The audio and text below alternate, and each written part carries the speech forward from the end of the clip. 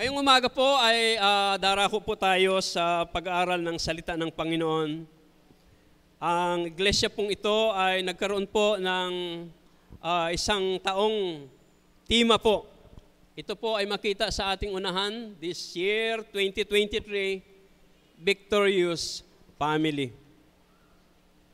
Matatapos na ang 2023, ilang buwan na lang, mga 2 buwan na lang, 2024, ano po ang ating nakikita?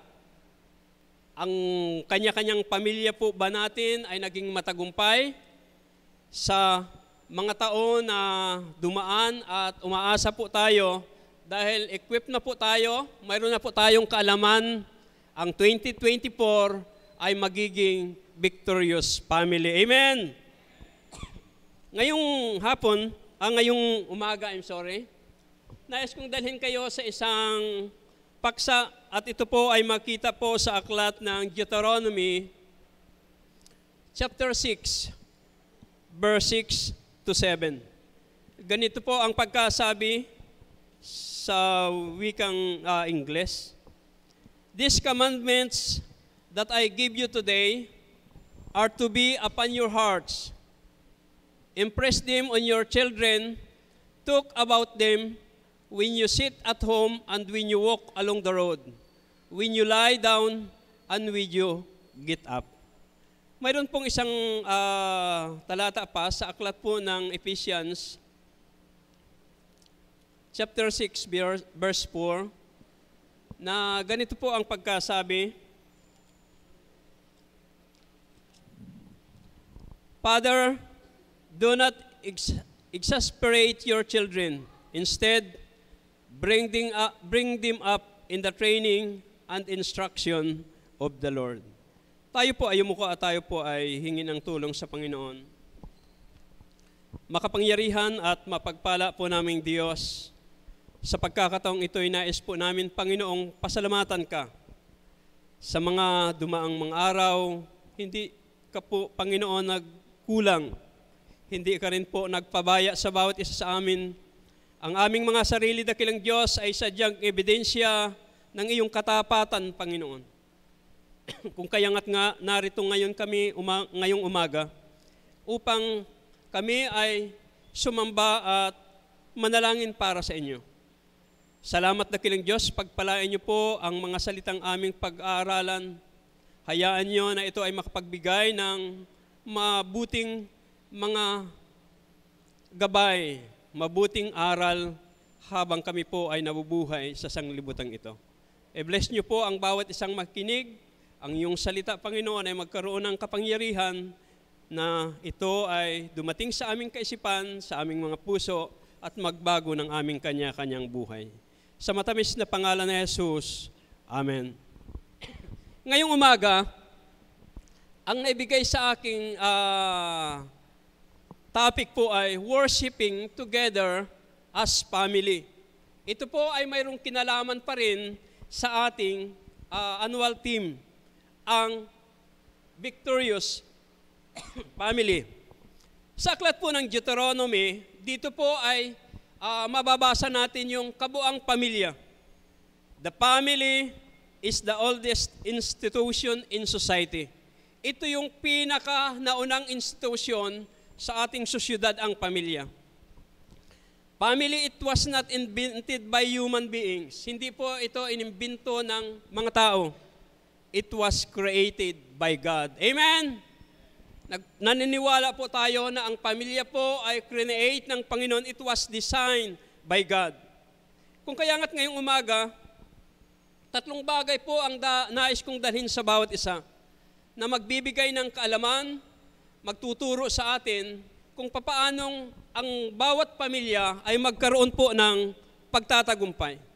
Worshiping together as family. Sama-samang pagsamba bilang kapamilya o mananampalatayang pamilya. Una po, what is family worship? Isang simpleng pagkakataon kung ang pag-aaralan po natin ay kung ano nga po yung pamilyang pagsamba. Sabi dito, it is pretty simple. sit down with your family at the dinner table. Pray together, read the Bible together, sing a great hymn of the faith together. Pag ating titingnan, ano ang ibig sabihin ng family worship? Ito po yung mga simpleng katugunan. Walang ibang gagawin. Ngayon maraming mga fast food, may maraming mga pwede tayong mapuntahan. Sabi dito, sit down with your family at the dinner table. Pray together, read the Bible together, sing a great hymn of the faith together. Wala po ditong sinabing, o sige, umupo po tayo, lahat po tayo ay humawak ng cellphone at mag-text together. Yung family worship po ay, it involves dito yung pray together, read the Bible together, at saka sing with great hymn of faith together. First, family worship was practiced during the time of Noah. Naalala po natin, nang ang Panginoon ay ginunaw ang sanglibutan, only 8 person ang nakapag-survive. Si Noah, asawa ni Noah, tatlong anak ni Noah, at saka yung mga asawa ng anak ni Noah. 8 person. Kaya family worship was practiced during the time of Noah. Second, family worship was practiced by the patriarchs. Yung ating mga ama noon, si Abraham, when Abraham arrived at the promised land, we find him building an altar at the plain of Moreh. Ayon sa Genesis chapter 12 verse 7. Hindi lamang po si Abraham. Isaac built an altar at Beersheba. Jacob built an altar at Bethel. Kaya dito po pinapakita yung family worship ay hindi po ito invented by the human beings. It was created by God. Amen? Family worship should be done when family is together. Pag nagkakasama kayo, pwede ring mag-worship yung nag-iisa. Pero ang ating pinapag-aralan dito is worshiping together as family. Mayroong observation, the when of family worship, kung kailan dapat mag-worship ang pamilya. Dalawa dito yung observation ng mga nakakita at tinitingnan yung pag-worship. Una, when the children are young, it may be the best to do it after the supper. Pag yung ating mga anak ay bata pa, yung family worship is better to do it after supper, sa pagkatapos ng hapunan. However, when they grow old and schedule may difficult, you may find the best to have family worship after breakfast. Kaya pag mga bata po yung ating anak, mas magandang mag-set ng family worship after dinner. Pero pag malalaki na, kung minsan yung ating mga anak ay nabuyawiki na, masyadong busy sa gabi, sa umaga, masyadong busy. Kaya para doon sa mga matatanda na, kag pinaka-best kung kailan dapat mag-family worship is after the breakfast. Kasi pupunta ng trabaho, kasi hindi na natin alam kung minsan late na pag dumating po sa gabi. Kaya hindi na pwedeng mag-family worship. Kaya isa sa mga observation dito is, however, when they grow old and schedules may be difficult, you may find the best to have family worship after breakfast. Amen? Pag mga maintik pa kag anak, pwedeng sa gabi. Habang nagkikwento ang mama, nagkikwento ang papa, pero pag malalaki na yan, may kanya-kanyang trabaho na the best na mag-set ng family worship is after the breakfast. Worshiping together as family was not something begun easily for us. Napakahirap. Iba't ibang mga gawain mayroon po tayo. Pero sabi ng isang naka-observe, a Christian home must be centered upon Christ. And if centered upon Christ, then it will be filled with worship. Pag ang si Kristo po ay nasa sentro ng ating tahanan, sa sentro ng ating mga puso, ang ating pamilya ay puspos ng pagsamba.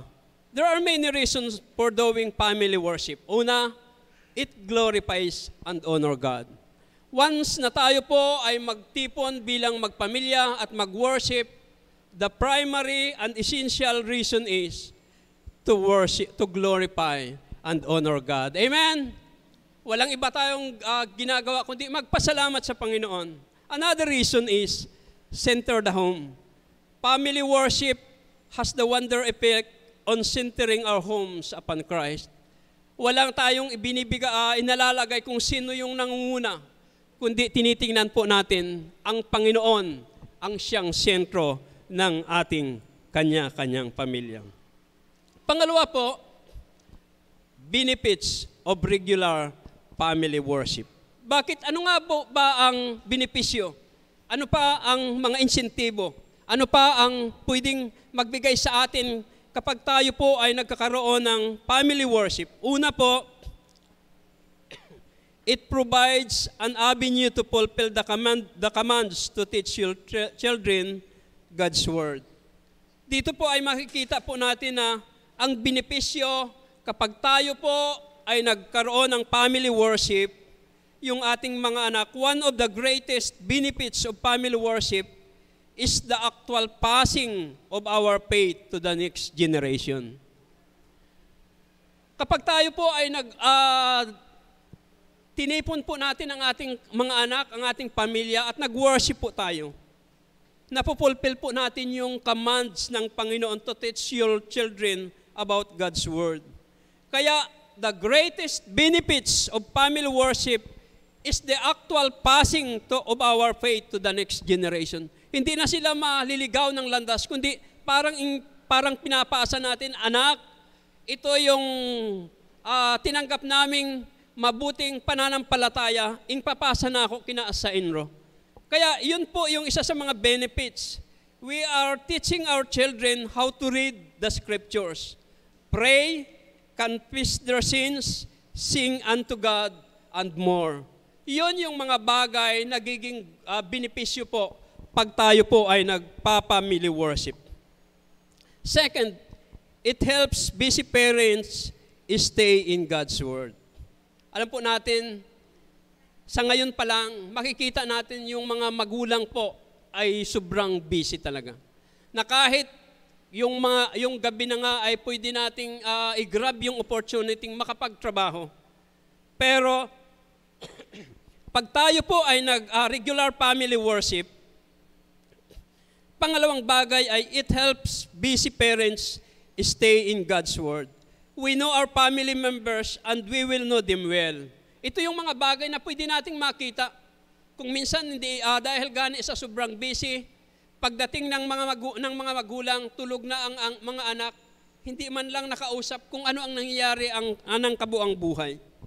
Sabi po dito, malalaman po natin ang bawat miyembro ng ating pamilya kung ano ang pangailangan, ano ang nararamdaman, kalimitan, ang mga katulong na lang kasambahay lamang ang nagiging tao doon sa sambahayan.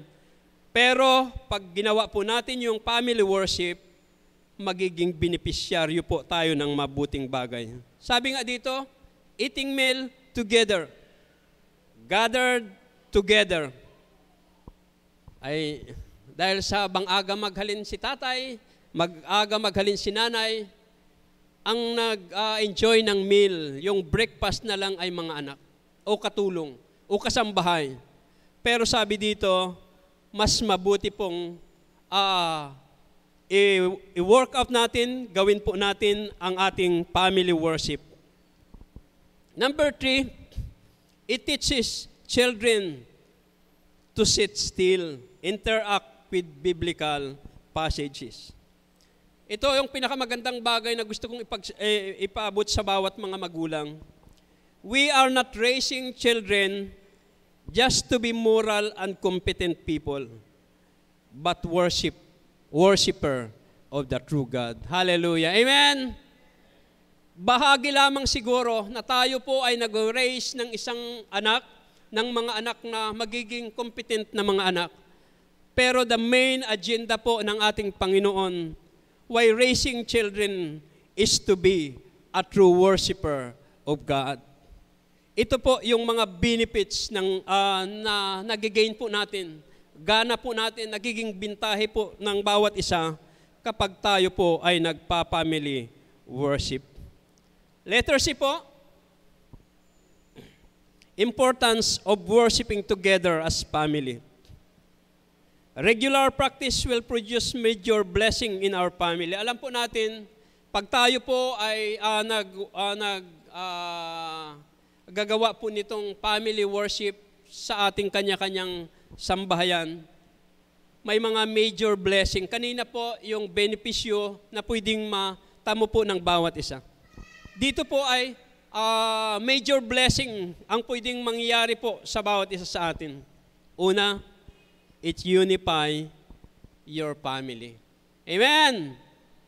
Miski masyadong basic kag bawat usa, pag invite family worship, na unify, napapagkaisa po yung ating kanya-kanyang pamilya.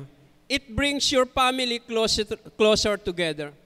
Sabi nga ng ilan, siguro ngasing naklong weekend, magkakaroon ng mayu-unify yung family. Dahil medyo mahaba-haba yung ating mga holidays ngayon. Pero pag yan ay nangyari, hayaan po natin, tulungan natin na ang ating sarili ay makapag-worship as family. It brings your family closer together. Fostering a sense of communication ay napaka-importante din. Hindi natin alam, may problema pala yung ating anak na babae. May problema pala na ang ating anak na lalaki. Dahil wala po tayong oras para sa kanila kung minsan napapariwara na po natin. Napapariwara na po yung ating mga anak. Kaya family worship is a great blessing for us to unify our family. Understanding, maunawaan natin. Support, kailangan din po natin. It involves an environment of where love, respect, and open communication. Kapag parehas tayong nagkakaroon ng mabuting communication, nakikita po natin yung pagmamahal, yung respeto, yung open communication, anumang mayroong problema ang ating mga anak, malalaman po natin. Dahil tayo po ay nagkakaroon ng family worship. Accepting that misunderstanding and conflicts are natural part of the family. Hindi ko sinasabing lahat positive na lahat yung mangyayari. Once na tayo po ay nagkakaroon ng family worship sa ating sambahayan. Sabi dito, there are times na mayroon pong mga misunderstanding. May mga conflicts. Sabi po dito ay, it's a natural part of our family unit. May mga pag-aaway, napakasimple pag tayo rin po ay nasa sentro ang ating Panginoon. Unifying your family requires patience, understanding, and commitment to ongoing efforts. Ito po, pinaka-importante sa lahat. Habang pinapagkaisa po ang ating kanya-kanyang pamilya, kailangan din po natin yung pagtitiis. Maraming bagay ang mangyayari, pero still, kung nariyan yung pagtitiis, yung understanding at saka yung commitment on the ongoing efforts na ating ginagawa, tiyak magtatagumpay po tayo. Number 2 po, it provides space for family dialogue. It refers to the process of open and honest communication with the family. Pag mayroon po tayong lugar,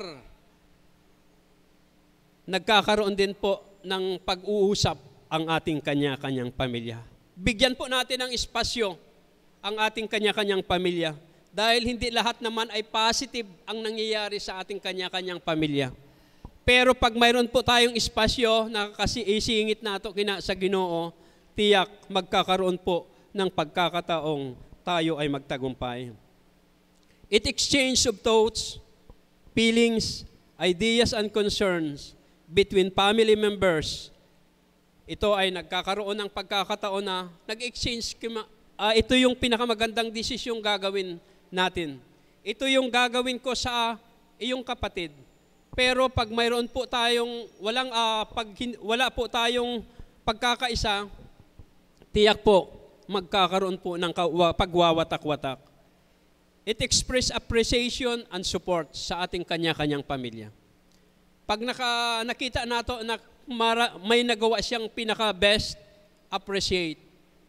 Suportahan natin. Gusto nidang SK chairman. Kag nanay ag tatay, hindi maglibot sa buong barangay ag magsiling na aya gigbotohe kinang ako anak. Kundi ginawa niya yon, suportahan ng family. Kaya yun yung pinagsasabi dito na expressing our appreciation and support. Hindi lamang po doon sa politika, kundi sa lahat ng aspeto ng ating kanya-kanyang buhay ng kanya-kanyang pamilya, kapag mayroong nagawa, it appreciate, support, para mabos yung kanyang sarili, yung kanyang kaisipan na makita na mabuti po yung mayroong pananambahang pangpamilya na nagkakaisa. Family dialogue requires patience, active participation, and willingness to listen and understanding one another. Pag itong dialogue ay nariyan sa ating kanya-kanyang pamilya, kailangan din po yung active participation, willingness to listen. Kung ikaw ay nagkasala at sinabi ng tatay, sinabi ng kapatid na, kapatid, anak, hindi mabuti yung ginagawa, dapat mag-submit dahil ito po ay isa sa mga requirements para sa isang matagumpay na family dialogue. Another blessing para sa isang family worship is reveal weaknesses in the family unit. Being vulnerable and open about one's personal challenge and struggle on areas where one needs our support, ito po yung pinaka-importante. Habang tayo po ay nagsasama-samang manalangin, mag-worship sa Panginoon, kailangan din nating makita na sa kanya-kanyang pamilya, sa kanya-kanyang miyembro ng sambahayan, dito po marireveal na hayag yung mga weaknesses ng ating kanya-kanyang pamilya. Sa isang pamilya, hindi lahat naman ay parang positive yung pagtanggap. There are times na kung minsan nga sabi ay sa isang pamilya ay kung minsan ay katalagahin na narako, nakhudlom. Pero sabi po dito ay it reveals weaknesses in the family unit. Para ma-resolve, kailangan natin ang Panginoon. Amen? To become a victory in our family, kailangan din po natin itong topic na ito, worshiping together as family. Another is for the husband and wife. Invigorate Christian marriage. Yung pagpapasigla ng isang Kristiyanong couples. Una, revitalizing and strengthening the bond between husband and wife within the context of Christian faith. Kaya, ito po'y resulta lamang po ng family worship na invigorate, napapalakas, napapasigla yung pagsasama ng mag-asawa. Prioritize spiritual connection, participating in activities that deepen our faith. Kaya, kung ano ang ginawa ng asawang babae, mag-participate ang lalaki para lalong maging malago ang kanilang pagsasama. Serve together is another isang bagay na pwede po natin. Look for opportunity to serve other as couple para mapasigla yung pagsasama-sama ng mag-asawang lalaki at asawang babae. Invigorating Christian marriage requires dedication, commitment, and willingness. We need to strive for growth and improvement para yung ating family worship ay maging maayos. Amen? Amen? Kung hindi man simulan po natin ang family worship. Sa mga bata pa kag mga anak, please try. After the dinner, after the supper, magkaroon po ng family worship. Doon sa hindi na masyadong mahagilap na mga anak, mga magkakapatid, during breakfast, after the breakfast, gawin po natin ang family worship. Isa sa mga advice sa observation ng isang tao na napakaganda at naniwala po ako, ito ay makakatulong sa bawat isa sa atin. And last, in conclusion, dalawang bagay ang nais kong ipaabot sa bawat isa. Reiterating the significance of worshiping together as family. Kapatid ko sa Panginoon, napaka-importante ang pagsama-samang pananalangin bilang pamilya. Gawin po natin, ito ang susi ng isang matagumpay na kinabukasan ng isang pamilya. Another, encouraging families to establish their unique tradition and expression of worship. Ito'y mga gabay lamang. Marahil iba't ibang may mga unique na pagkakataon para ma-form ang family as you worship together. Gawin po ninyo. Itong ating pinag-aralan ay part at as a guide lamang.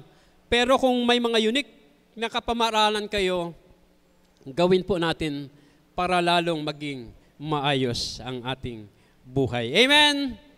Worshiping together as family. Mayroong benepisyo, mayroong blessing, at the same time, pagpapalain po tayo ng Panginoon. Sa muli, magandang umaga po sa inyong lahat.